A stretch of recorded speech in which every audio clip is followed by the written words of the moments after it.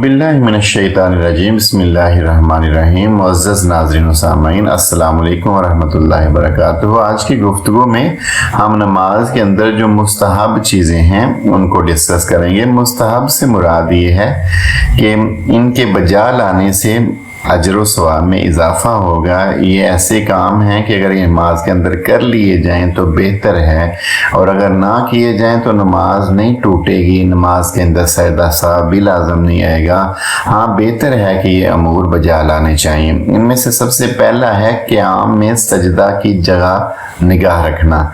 जब क़याम की हालत में नमाज पढ़ रहे हों तो ध्यान इंसान का वो सजदे वाली जगह पे, निगाहें सजदे वाली जगह पे होनी चाहिए, और रुकू के अंदर कदमों पे नज़र रखनी चाहिए। सजदे में नाक की नोक पर नज़र रखना चाहिए, और कादा यानी जब आप बैठते हो तो बैठने की सूरत में गोद में नज़र रखना, ये मुस्तहब अमल है। उसके बाद ये रुकू और सजदे में मुनफरिद को 3 मरतबा से ज़्यादा तस्बीह कहना। अगर इनफिरादी तौर पे अकेला शख्स नमाज पढ़ रहा है तो उसके लिए बेहतर है कि 3 दफ़ा तस्बीहात से ज़्यादा तस्बीहात कही जाएं। कम अज़ कम तो मिक़दार तस्बीहात की 3 है।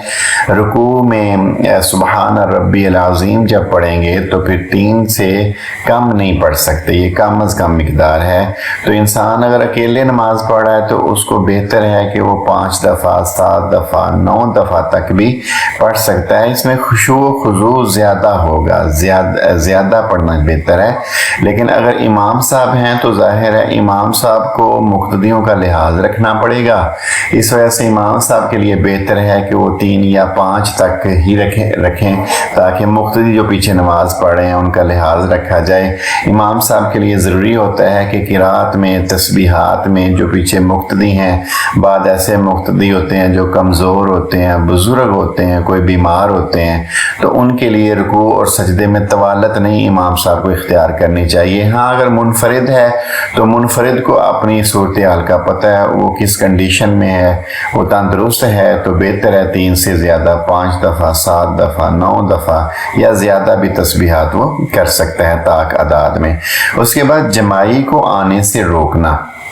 जमाई जब आए तो क़याम की हालत में अगर हो तो पहले तो नॉर्मली इसको रोकना चाहिए, कोशिश करनी चाहिए बार बार जमाइयाँ नहीं नमाज के अंदर आएँ। ज़ाहिर है जमाई शैतान की तरफ से है और इसको वैसे ही रोकना चाहिए। और अगर नहीं रुक रही तो हालत क़याम के अंदर उसका तरीका ये है कि दाएं हाथ से मुंह को ढांक लें, यानी दायां हाथ का सामने वाला हिस्सा जो है वो मुंह के सामने रखें। और दूसरी हालतों में, यानी अगर क़याम की हालत नहीं है, रुकू के अंदर जमाई आ रही है और रोकने पे भी नहीं रुक रही, सजदे में है या कादा में है, किसी और हालत में है, तो फिर बाएं हाथ की पीठ से जमाई को रोकना है। यानी उल्टा हाथ जो है उसकी उल्टी जो साइड है वो मुंह के सामने रखी जाएगी। इसकी वजह यह है कि क़याम की हालत में हाथों को बांधना ये ज़रूरी है, हाथ खुले नहीं छोड़ सकते। हाथ के खुले छोड़ने से नमाज का फसाद लाज़िम आएगा। तो जब उल्टा हाथ खोल दिया जाएगा तो नमाज में जो हाथ हैं वो खुल जाएंगे, और हाथों के खुलने की वजह से नमाज का फसाद लाज़िम आ जाएगा।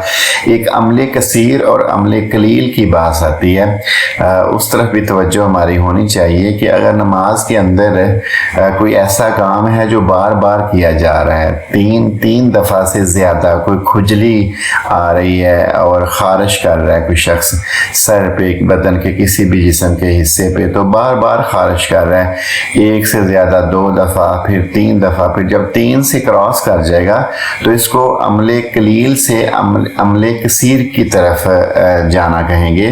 तो जब नमाजी नमाज के अंदर अमले कलील से अमले कसीर की तरफ चला जाएगा तो नमाज फासद हो जाएगी। लिहाजा इन चीज़ों की तरफ भी ख़ास तौर पे ख्याल करना चाहिए कि जमाई आने की सूरत में या किसी और तरीके से बार बार खुजली आ जाए, या बालों में हाथ लगाना, अगर बारिश میش ہے, داڑھی ہے, تو داڑھی کے اندر ہاتھ لگاتے رہنا, یوں اس طرح سے نماز یا کپڑے وغیرہ سیدھے کرتے رہنا, یہ انشاءاللہ تعالیٰ آگے مفسدات نماز میں اس پہ ڈیٹیل سے ہم بات کریں گے.